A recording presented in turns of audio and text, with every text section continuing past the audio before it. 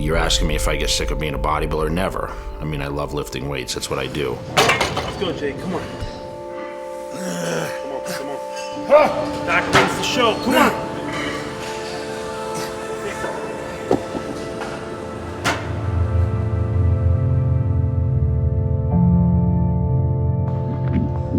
Almost every night, seriously. When is he coming in? When's he coming in next? What do you think people think when they see Jay in the gym? Most of them can't believe that they can get that big. Be honest with you.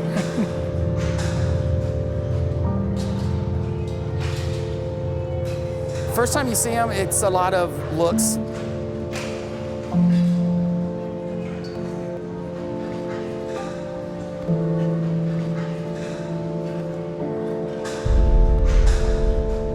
Everyone goes, shakes his hand, interrupts his workouts, takes pictures. Oh, thanks, man. Appreciate it.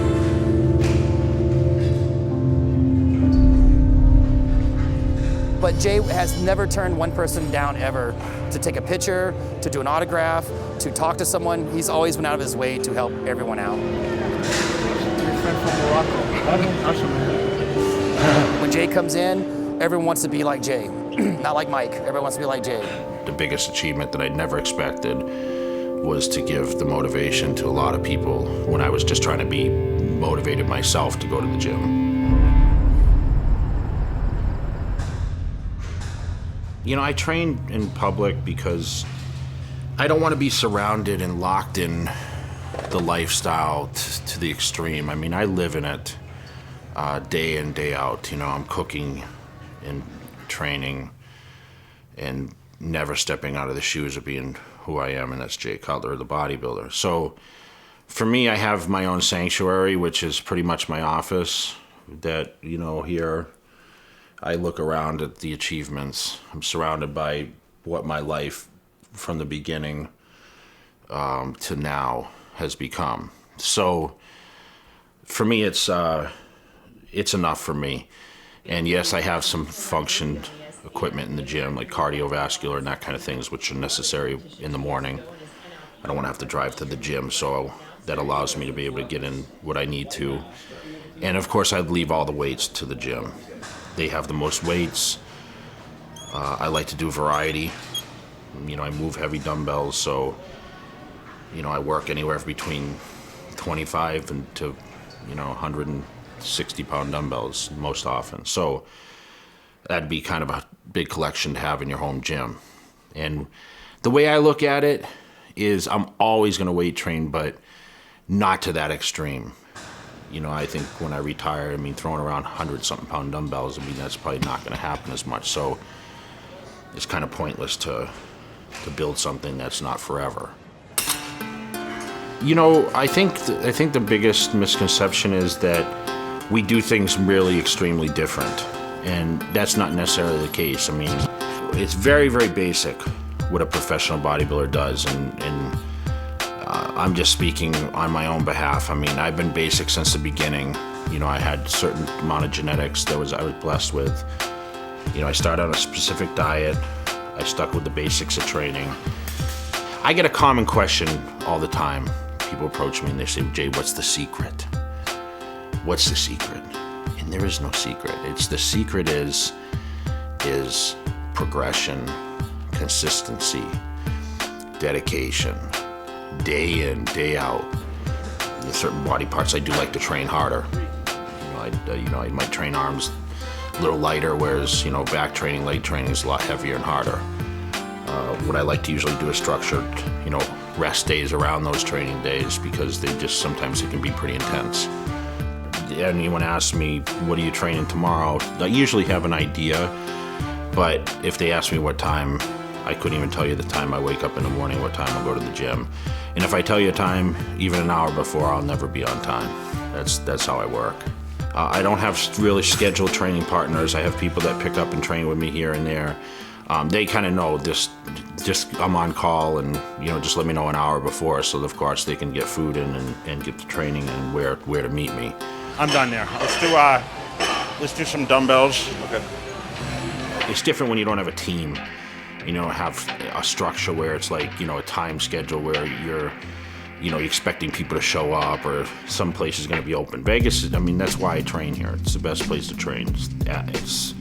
It's like an athlete's playground here, pretty much. We train 24 hours a day and eat 24 hours, and nothing, there's no weather variables. Everything is just in tune with what you're trying to do, because you can just make it any kind of structure you want, and the result will be the same each day. Every day's similar. I don't listen to music, so like you hear these stories about guys listening to music, getting amped up and going. And for me, it's not really an emotional thing, where I'm very driven to do what I do, and I realize the job on hand, so I don't need that extra anger or any kind of frustration to train any harder. I surround myself with people sometimes. If I need extra motivation, I'll get someone to go in the gym and push me. I get some people to pick up some weights sometimes. All right, one more set with that 10 on. Well, I'm gonna do one more set with that 10. Everyone knows what I do in the gym. Everyone always trains harder than you, no matter what I train as hard as him. I could be his size if I trained, if I had the opportunity to not work, and go to the gym. So you can never teach anyone training advice. We talk about spending money for food and all this other stuff. I spend $1,000 a week on tissue work. It's crazy. Anyone that lifts weights, you're tearing down muscle tissue, so you're going to have breakdown of the tissue that's going to get adhesed to other tissue. So what we're trying to do is take the stress off that muscle, keep the muscle healthy and, of course, flexible, pliable, and it's going to help with muscle growth, it's going to help with flexibility, and it's going to help avoid any injuries and even fix injuries. When something's so tight, you're not going to get the blood in there like you need to. And that's what happens with a lot, my hamstrings get super tight. So when I train my hamstrings, I don't get the pump that I might get when I do chest or whatever else. You have super tight muscles and no flexibility and no stretching, your muscles aren't going to grow. This is going to help with all that.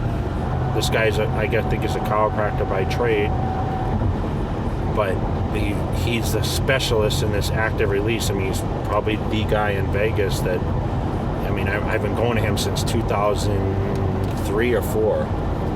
Has he been a staple of my success in my career? Absolutely.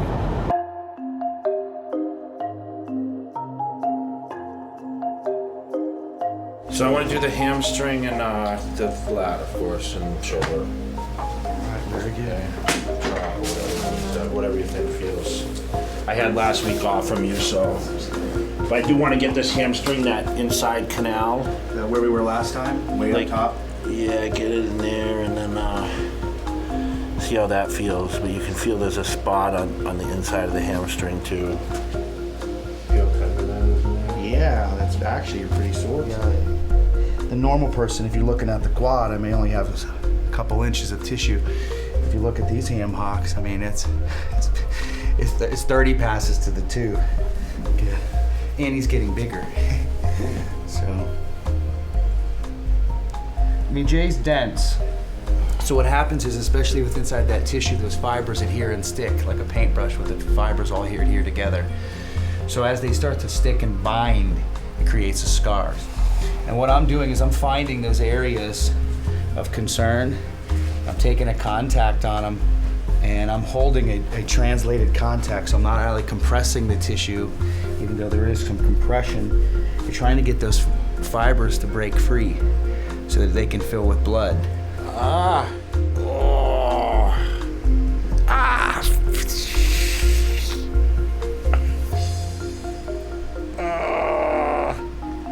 my goodness, oh my goodness, oh, right there, oh. You have to laugh, it hurts so much, no? That felt amazing though, as much as it hurt. The biggest and most impressive thing is that each year it gets better. I deal with a lot of world-class athletes, thousands. A lot of guys post-season, there's a big change in their physique. Jay stays pretty much a specimen, if you will, year-round, looking great. Right in there, bud. Yeah. Is it the hamstring? Yeah, that's a hamstring with a little bit of adductor. Good, come back. I don't know what that looks like on camera, but it's like.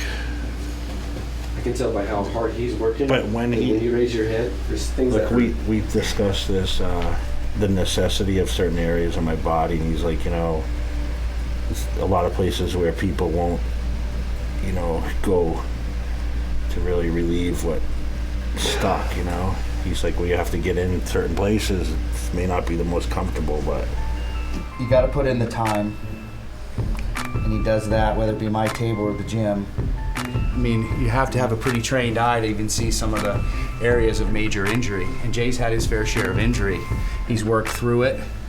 If you were to look at the recovery rate in which he had on the bicep, you know, it's a little bit of luck, great surgical, but great rehabilitative effort. I mean, you just sometimes that you can't rehab. It's like putting together two ends of a paintbrush. That's a feat, man, right there. That's a huge feat. See where it tore? You can see a little bit when I do a front lat for it. See that indent? You can see it as. You can see in the right light. When you get under the stage lights, you can see it. Because the belly tore too. That's why they told me you'll never have flexion in your arm again. That's why I said I'm never going to compete again. They told me it would never be hard, it would be soft. So when it healed, the guy's like, I don't know how it healed, but he said we tied it super tight, so let's hope it heals right, and it healed okay. And it was hard as a rock, like right after. It made it bigger, so now I gotta, the other ones, this one's gonna be bigger now. Go, up, yeah! Push it. The unique thing about me is I don't have a set schedule, so it really varies on day to day how I feel, and when I train is determined on how my body feels. Typically, I go by the basic guidelines. Is I try to eat 3 or 4 meals before I train for sure. Most importantly is my sleep. I need to make sure that I sleep enough, which is really only about 5 hours a night, 4 to 5 hours. But typically, I train really, really late. I avoid the crowds. I don't go by any set schedule, and I don't train on a specific body part schedule. I just train specifically how my body tells me that I need to. So if I'm scheduled to do back or chest on a certain day, I might switch it and do legs. Sometimes I group body parts differently. It kind of go by feel. If I'm really sore, I'll take a day off.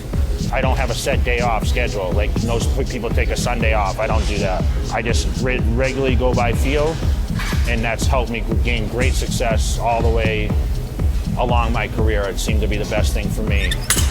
Up, let's go.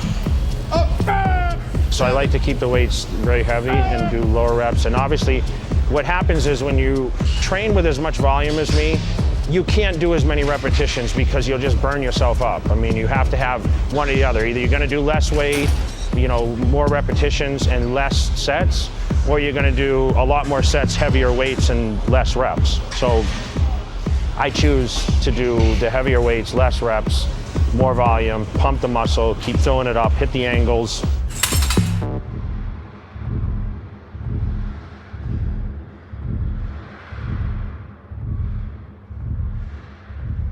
I wanted to have, obviously, freakish body parts.